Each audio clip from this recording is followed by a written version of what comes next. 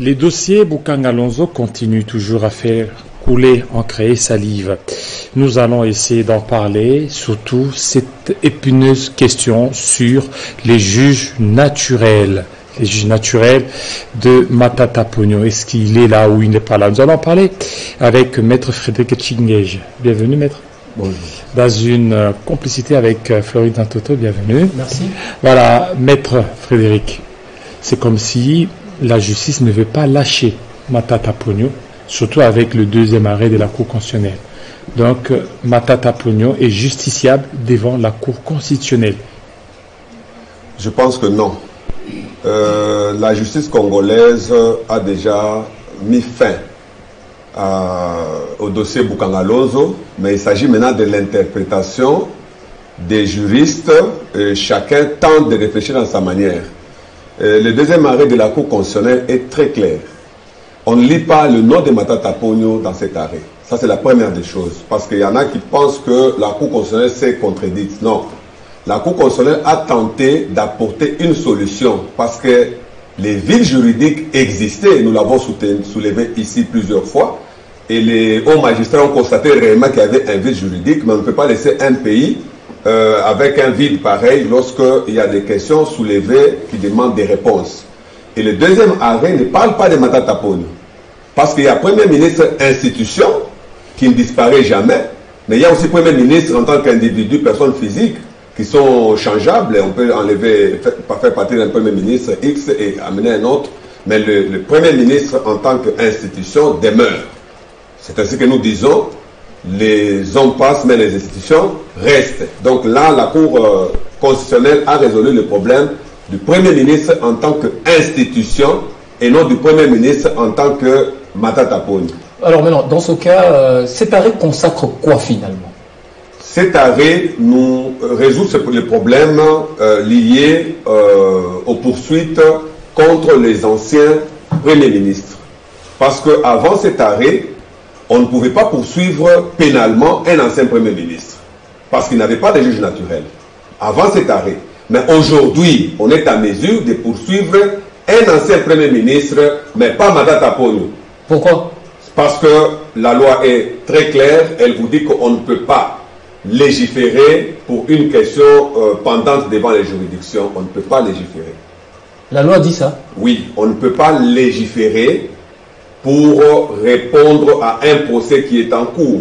Donc vous prenez les dispositions pertinentes, article 17, 18 de la Constitution, c'est très clair.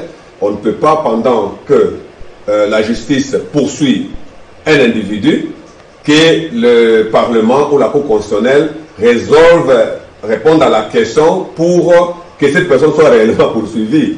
Non, non. Les lois sont impersonnelles. On ne légifère pas en tenant compte d'un individu. Alors si je comprends bien, aujourd'hui, si un ancien Premier ministre, par exemple, prénom Bruno Tshibala, peut être justiciable devant la justice? Non. Il ne peut pas. Il peut être justiciable en matière civile, mais en matière pénale, s'il veut être poursuivi pour des faits commis pendant qu'il était Premier ministre, il ne peut pas être poursuivi devant la Cour. Et le deuxième arrêt? Mais ça contredit ce que vous avez dit, non? Non, je dis que Bruno Tshibala fait partie du passé. Il ne peut pas être poursuivi sur pied d'un texte actuel. Le texte actuel va régir l'avenir, parce qu'on dit que la loi pénale est rétroagite. Sama Lukonde et les autres premiers ministres. Oui, l'actuel Premier ministre pourra, dans l'avenir, s'il n'est plus Premier ministre, et qu'on retient contre lui des charges pénales, pourra être poursuivi. Ainsi que tous les futurs Premiers ministres. Mais tous les anciens ne peuvent pas être... Ce que vous dites, il y a des personnes scientifiquement avisées comme vous qui vous suivent. Hein? Évidemment. Évidemment. Et je vous ai toujours dit que ce que je déclare devant votre plateau, tous les juristes sérieux sont d'accord avec moi. D'accord. Alors, Maître, j'aimerais qu'on mette les points sur le i parce que je voudrais que tout ce que vous allez dire n'ait pas un caractère politique, mais que nous soyons vraiment dans votre domaine en tant qu'avocat. Nous restons dans le droit, rien que le droit. Je vais prendre un article, une disposition de la Constitution. c'est l'article 168 qui stipule ceci, maître. Les arrêts de la Cour constitutionnelle ne sont susceptibles d'aucun recours et sont immédiatement exécutoires. Ils sont obligatoires et s'imposent au pouvoir public, à toutes les autorités administratives et juridictionnelles, civiles et militaires, ainsi qu'aux particuliers. Un groupe des sénateurs, récemment, ont déposé une lettre parce qu'ils souhaitaient que la Cour constitutionnelle puisse apporter la lumière, l'interprétation à cette disposition. Vous n'êtes pas la Cour constitutionnelle, c'est vrai, mais puisque vous êtes un avocat et que vous avez quand même la maîtrise, voulez-vous nous expliquer ce que dit cette disposition de façon un peu plus claire pour que ceux qui nous suivent puissent comprendre? Qu'est-ce que cette disposition veut dire? D'une manière très brève, cette disposition veut dire que ce qu'a dit la Cour constitutionnelle, Dieu l'a dit. C'est-à-dire, on ne peut pas contredire. C'est oui et amen. On ne peut, évidemment. C'est-à-dire, on ne peut pas, lorsqu'une Cour constitutionnelle s'est déjà prononcée, tenter de retourner la Cour constitutionnelle contre elle-même pour qu'elle réexamine sa décision. Ce n'est pas prévu. Ce n'est pas prévu. C'est ça une explication claire et brève de quiconque, même ceux-là qui ne sont pas juristes, comprennent que une telle décision, on ne revient plus.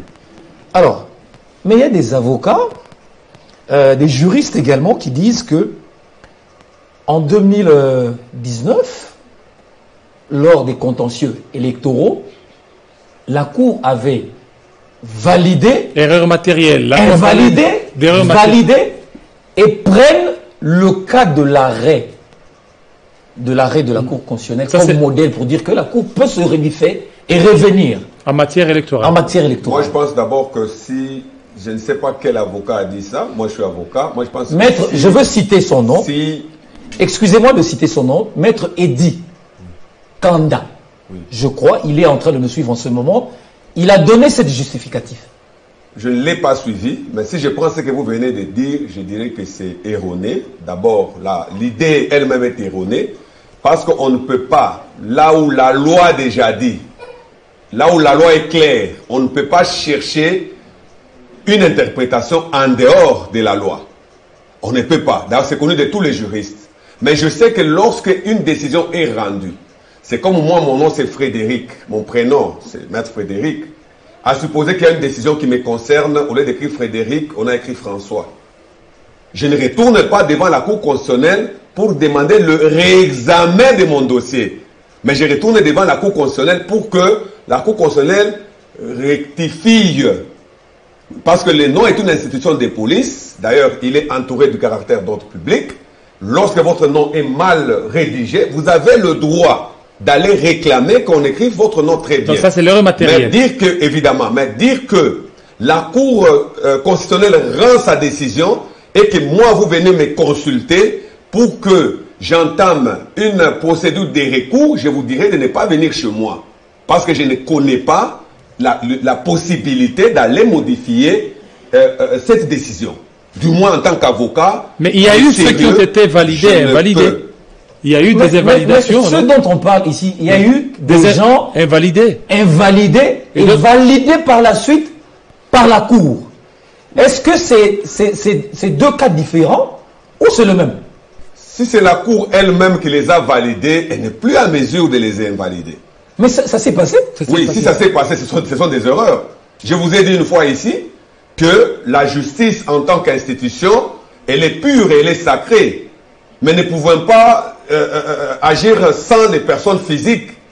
Avec tout ce que nous connaissons de personnes physiques, qu'une personne physique peut commettre des erreurs.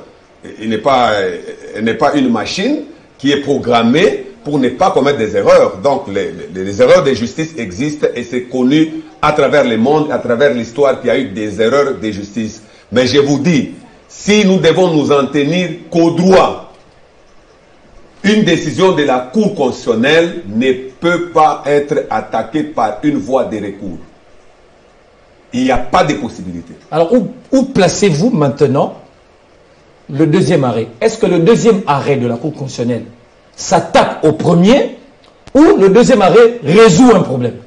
Le second arrêt ici ne s'attaque pas au premier arrêt.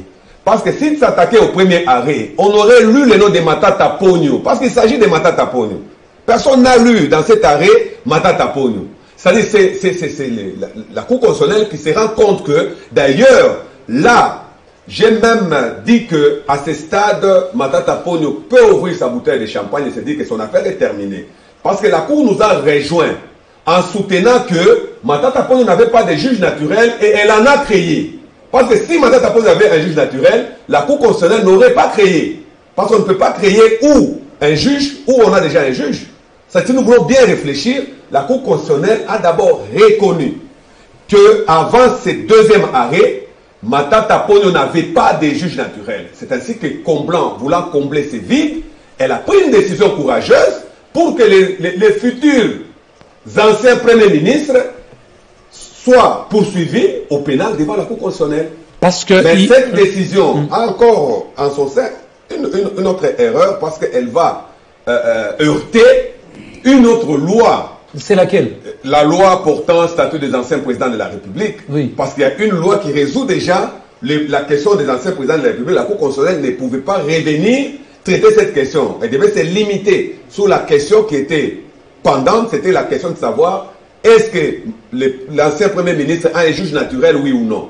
Elle devait répondre, se limiter à répondre à cette question. Mais en allant toucher la question des anciens présidents de la République, cette décision a heurté une loi qui est déjà exécutoire, qui est pendante. D'accord. Maître, votre analyse, vous ne voyez pas qu'elle est un peu contredite par un membre du gouvernement qui, dans une émission, a parlé et dit qu'il est aberrant qu'un citoyen ne puisse pas avoir un juge naturel et qu'il faut certainement qu'il réponde devant son juge naturel. Voilà, le ministre de la Communication, Patrick Mouillaya, l'a dit. Il dit que, je vais dire exactement ce qu'il avait dit, c'est une aberration d'imaginer qu'il existe un citoyen sur Terre qui ne soit pas justiciable. Et il parle de cas de la République démocratique du Congo. Et du cas Matata Ponyo. Oui. Oui. Pouvez-vous penser que dans un pays qu'il y ait un citoyen, qu'il y ait des citoyens qui n'ont pas de juges? Ça, c'est la question. Là, vous allez nous laisser quand même recadrer les ministres. Parce que... Le recadrer? Évidemment. Il est à côté? Il n'est pas juriste d'abord.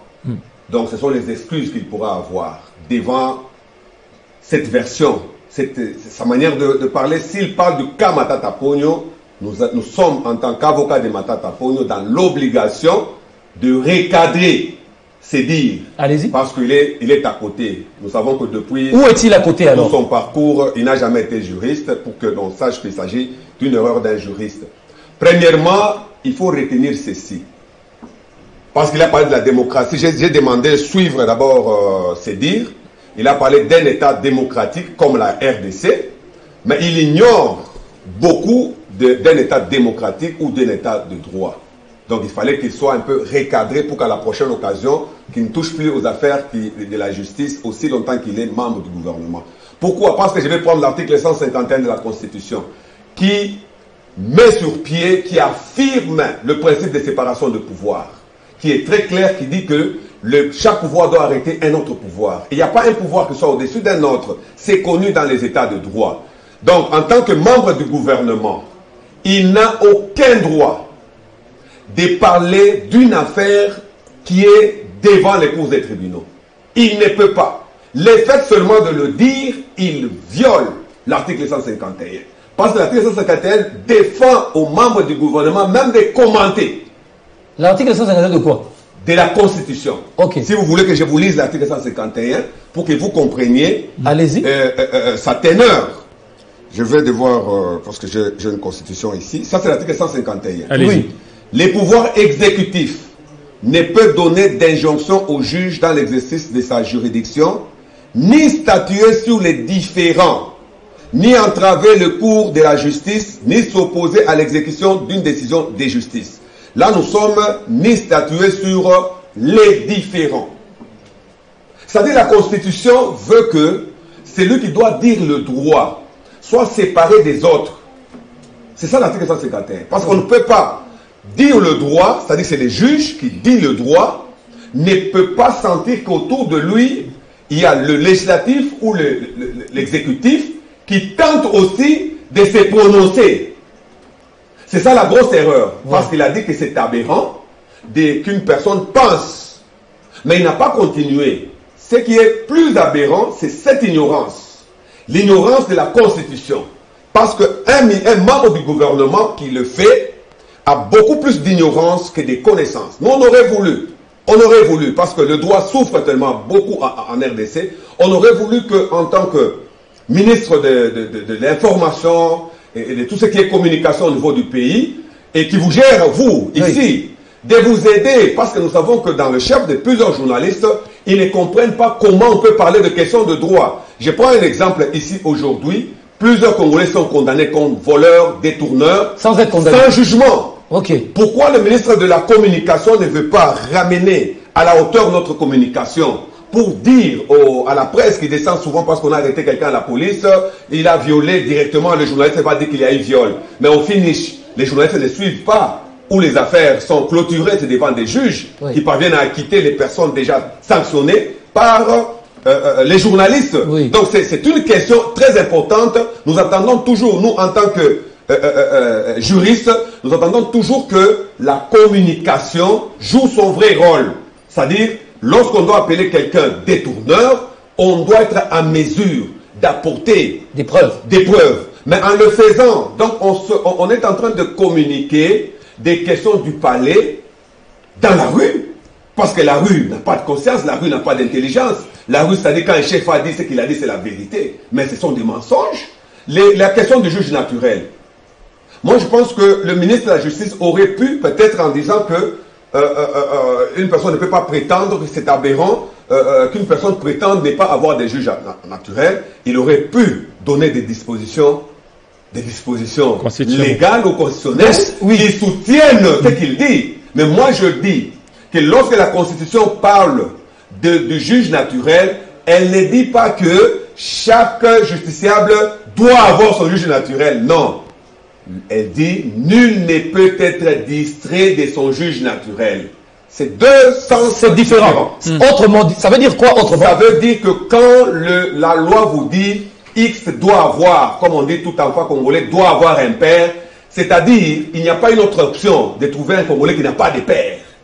Vous comprenez? Oui. Donc, mais quand elle dit nul ne peut être distrait de son juge naturel, c'est-à-dire qu'il y a des cas où un juge naturel peut ne pas exister. C'est ça. Vous comprenez? Donc on doit toujours le rechercher avant de traîner quelqu'un en justice. On doit rechercher qui est réellement son juge naturel. C'est ainsi que la Constitution ne va pas soutenir que chaque Congolais doit avoir. Non. C'est le cas aujourd'hui en matière de consommation. Il n'y a pas de juge en matière de droit de la consommation chez nous. Donc demain après-demain, on pourra le créer aussi, qui est un juge lorsqu'il s'agit de droits des consommateurs. Un juge, il est là, il est spécialisé en cette matière. Donc il y a des cas pour son information où le juge lui-même se déclare incompétent. Vous avez l'arrêt RP 0001 qui s'est déclaré incompétent de juger et soutenant la disposition que vous venez de lire pour dire qu'elle ne peut pas, sans violer l'article 19, si je ne m'abuse, de la Constitution, qui dit que nul ne peut être distrait. Alors, le ministre de l'Information, est-ce que nous pouvons les comparer aux grands juristes qui ont rendu cet arrêt? Nous n'allons pas les comparer. C'est ainsi que sous d'autres cieux, quand on est très sérieux... Donc ça veut dire que si je comprends bien, le ministre Patrick Muyaya, dans ses dires sont contre l'arrêt. Sont contre, je vais y arriver. Oui. Premièrement, ces dires sont erronés. Quand il dit que c'est aberrant, nous disons que ce qui est plus aberrant, c'est de penser que ce que l'on ignore n'existe pas. Vous comprenez? Oui. Donc pour lui, tout ce qu'il ignore des questions de droit, donc ça n'existe pas en tant que ministre de la Communication, il peut inventer. Et de deux, l'article 149 de la Constitution qui est clair, dit que les décisions de justice sont rendues au nom du peuple congolais. C'est en notre nom, en nos noms ici, exécuté. Qui est Laurent, mais exécuté au nom du président de la République. Vous savez, le président de la République en tant qu'institution, c'est le sommet. C'est-à-dire, on n'a pas un président de la République qui appartient à une famille tribale ou une famille politique ou une famille X ou Y. Quand on devient président de la République, on l'est pour tout le monde. Sans exception. Sans exception. Et pour ceux qui sont à l'opposition et qui sont à la majorité, ceux qui sont de telle tribu ou telle autre. Donc, il devient le président de tout le monde, y compris nous ici. Oui. Maintenant, un membre du gouvernement qui sait que la Constitution dit que les affaires rendues, les arrêts et jugements sont exécutés au nom du président de la République. Si ce membre du gouvernement a du respect pour l'institution président de la République, ne peut pas retourner sur une décision qui doit être exécutée au nom du président de la République, tenter de dire le contraire. Dire que c'est aberrant. Et ne pas pécher contre nous, peuple congolais, et contre le président de la République. Donc si nous voulons examiner ces dires sur le plan du droit, il a craché sur le président de la République, il a craché sur le peuple congolais, parce que nous sommes en face des décisions de justice. Et puis, il a souligné que le cas de Matata Pogno a une affaire en instruction devant la justice. Il devait dire il s'agissait de quelle affaire et de quel droit pouvait-il parler d'une affaire qui est en instruction devant la justice. Il peut parler le faire, il peut pas le dire. Il ne peut, sur le plan de l'éthique, il ne peut pas. Il ne peut pas. Parce que depuis que cette affaire a commencé, avez-vous entendu le chef de l'État parler de cette affaire? Non. Avez-vous entendu le Premier ministre qui est chef du gouvernement parler de cette affaire? Non. C'est parce que tout le monde sait que c'est la justice qui tranche. Il ne s'agit pas des membres du gouvernement qui ont encore... il est porte-parole. Oui. Ce qui est encore très grave. En tant que porte-parole, il faut savoir quand est-ce qu'il parle en tant que porte-parole, quand est-ce qu'il parle en tant que père de famille, parce qu'il a également une famille. Il peut parler un jour avec des gens en tant que père de famille. Quand est-ce qu'il parle en tant que membre d'une église X? Quand est-ce qu'il parle en tant que membre du gouvernement? Tout simplement parce qu'il dirige tout un ministère. Et quand est-ce qu'il peut engager le gouvernement? Donc ce n'est pas parce qu'un ministre de la justice, excusez-moi, de l'information parle, donc tout ce qu'il dit là, c'est la position du gouvernement. Je dis non. Dans les gouvernements, nous avons des ministres sérieux, jamais qui n'ont interféré dans les affaires judiciaires. Ils sont là au gouvernement. On ne peut pas dire que parce que c'est le ministre de l'information qui l'a dit, ça lie tous les gouvernements. Non. Nous disons que l'acte posé est une erreur. C'est une erreur parce que sous d'autres cieux, jamais un membre du gouvernement, les États où l'on respecte le principe de la séparation du pouvoir, quand on est déjà dans le bassin du gouvernement, on doit éviter tout ce qui est législatif, on doit éviter tout ce qui est judiciaire. Sinon là, on rend un pays, on va pour tenter de confirmer ce que Matata Pogno a déclaré, qu'on instrumentalise la justice parce qu'on trouve des membres du gouvernement qui se prononcent sur des affaires qui sont en justice, qui donnent leur position dans les explications sur le plateau de télé. C'est scandaleux. Pour moi, je dis que c'est scandaleux. J'aurais voulu que ce soit des juristes comme nous là. Moi, je peux être ici en train de débattre des questions de droit. Je peux commettre des erreurs. Et un autre juriste pourra passer pour me recadrer. Là, on comprend que ce sont des questions techniques qui appartiennent à ceux-là qui ont été à l'université, à la faculté de droit. Pour l'apprendre. Vous comprenez? Oui. Mais quand on est journaliste comme vous, moi je peux, quand vous commencez un débat de droit avec moi, je vais me taire. Parce que je dirais, vous n'allez jamais utiliser les mêmes armes que moi. Vous comprenez? Exact. Pour que le débat soit équilibré, j'aimerais avoir en face de moi quelqu'un qui a été à la faculté de droit, comme moi, et débattre des questions techniques. C'est de même. Pourquoi est-ce qu'il ne s'hasarde pas d'aller parler des questions des médecins, par exemple? Il n'est pas médecin. Il n'est pas médecin, vous comprenez? Donc la réponse est venue directement. Oui. Et des questions de droit, il doit les laisser aux Donc juristes. le ministre Patrick Mouyaya est à côté de la plaque. À côté de la plaque, j'aimerais, s'il veut encore revenir sur ceci, vous verrez qu'il ira consulter parce qu'il a plein de juristes autour de lui pour poser la question que nous avons suivi Maître Frédéric dire est-ce que c'est vrai ou c'est faux. Ces juristes-là lui diront que, en tant que membre du gouvernement, vous n'avez aucun droit, même de discuter d'une affaire qui est en justice, vous n'avez pas ce droit-là. Ça, c'est la réplique de Matata Pogno.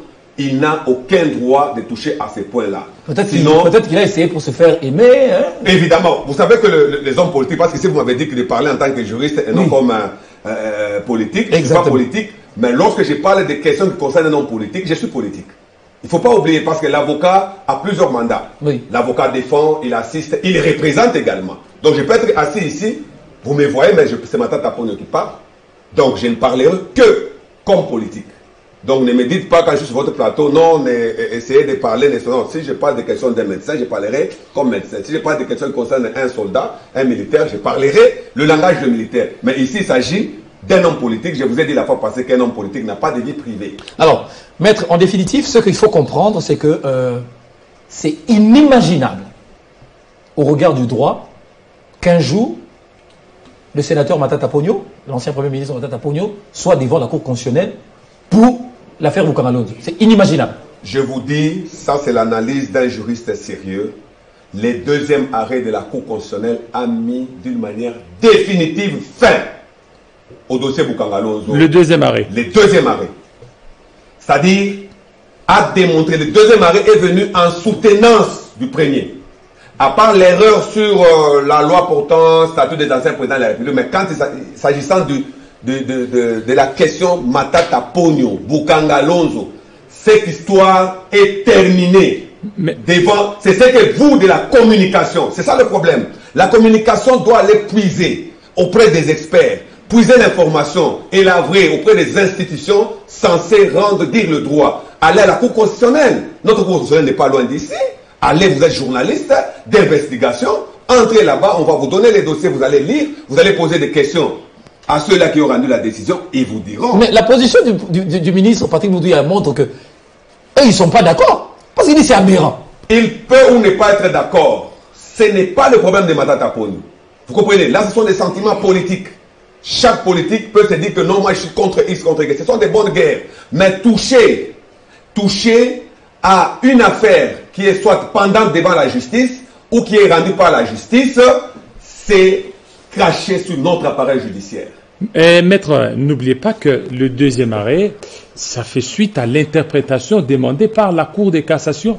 Donc la Cour de cassation attend aussi juger Matata Ponyo. Bah, elle a dû attendre que la Cour constitutionnelle puisse se prononcer. Vous ne voyez pas que ça va encore continuer? Cette réponse, vous dites qu'elle vient en répondre à une question de la Cour de cassation. Oui. Vous savez, là, ça va appeler encore un autre débat. La Cour de cassation a saisi la Cour constitutionnelle demandant l'interprétation. Elle a demandé, c'était double, une demande double. Oui. Elle a demandé au même moment l'interprétation et l'inconstitutionnalité. Si vous avez bien lu la demande de la Cour de cassation. Avait-elle qualité, premièrement, pour demander l'interprétation et l'inconstitutionnalité? C'est la question la plus importante. Alors, qu'est-ce que les lois disent? En rapport avec la compétence, parce qu'il s'agit d'une question de sa propre compétence. Chaque juridiction, la compétence étant d'attribution, connaît sa compétence. Aucune juridiction en RDC ne peut poser à une autre juridiction la question de savoir si elle est compétente ou non. Cette procédure n'existe pas. Oh, donc chaque juridiction, c'est comme la Cour constitutionnelle. Oui. Non, prenons la Cour de cassation. La Cour de cassation. La Cour de cassation connaît les matières sur lesquelles elle est compétente. Évidemment, elle connaît toutes les matières. C'est-à-dire pour qu'elle soit appelée Cour de cassation, c'est en rapport avec certaines matières à traiter et certaines personnes à poursuivre. Ok. C'est prévu par le texte. Donc c'est vraiment anormal que l'on comprenne que la même Cour de cassation peut demander à une autre cour de lui dire maintenant à elle si elle est compétente. C'est comme là, vous êtes un homme, vous venez me poser la question que je vous dis si vous êtes un homme ou une femme. Et ça l'a raté. Donc, et ça l'a raté. D'abord, là, c'était une question posée qui n'existe pas depuis que notre droit existe. Mais l'on sait que, moi, en tant qu'avocat, une affaire peut être devant vous, juge, et moi, je dis que vous n'êtes pas compétent. C'est à moi, pas à vous, juge. C'est à moi de déclencher une procédure pour démontrer que vous n'êtes pas compétent, comme on l'a fait à la Cour constitutionnelle, lorsque la Cour constitutionnelle fut saisie contre Matata Ponyo.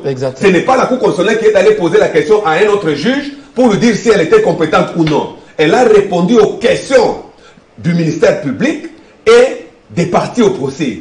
Répondant aux parties au procès, c'est là qu'elle s'est dit « je ne suis pas compétente ». Mais elle n'a pas posé la question à une autre juridiction. Même le tribunal de paix ne peut pas poser à une autre juridiction la question de savoir si elle est compétente ou non. Non. Deuxièmement, nous allons en interprétation et en inconstitutionnalité. Est-ce qu'on peut comprendre qu'une disposition constitutionnelle soit inconstitutionnelle? On ne peut pas comprendre ça aussi. Une disposition, quand on dit que c'est une disposition constitutionnelle, donc elle est constitutionnelle. Moi, je ne peux pas aller poser à la Cour constitutionnelle de me dire si l'article 168 est constitutionnel. Alors qu'il est constitutionnel. Alors qu'en écrivant, j'écris très bien article 168 de la Constitution de la RDC. Maintenant, je pose quelques questions que les juges de la Cour constitutionnelle me disent si cette disposition est constitutionnelle ou non. Donc, les préoccupations de la Cour de cassation, moi, je pense que c'était des préoccupations qui ont réveillé un élément au niveau de la Cour constitutionnelle qui s'est dit que non, ce ne sont pas ces questions qu'il fallait nous poser. Mais les questions qu'il fallait nous poser, c'était si l'on pouvait combler les vides juridiques. Et les vides juridiques à combler ne peuvent plus régir le dossier Matata Pogno, parce que c'est impossible. Selon quel principe? C'est le principe de la non-rétroactivité. Okay. Le principe de la non-rétroactivité veut que seul Est-ce que les juristes sérieux connaissent ça? Ce que je dis ici, c'est noir sur blanc. Oui. C'est-à-dire, même un myope saura que ce que j'ai dit, c'est ce qui est écrit. Oui. Le principe de la non-rétroactivité veut que seule la loi la plus douce soit appliquée contre un prévenu qui est poursuivi avant ou ayant commis des faits avant sa promulgation.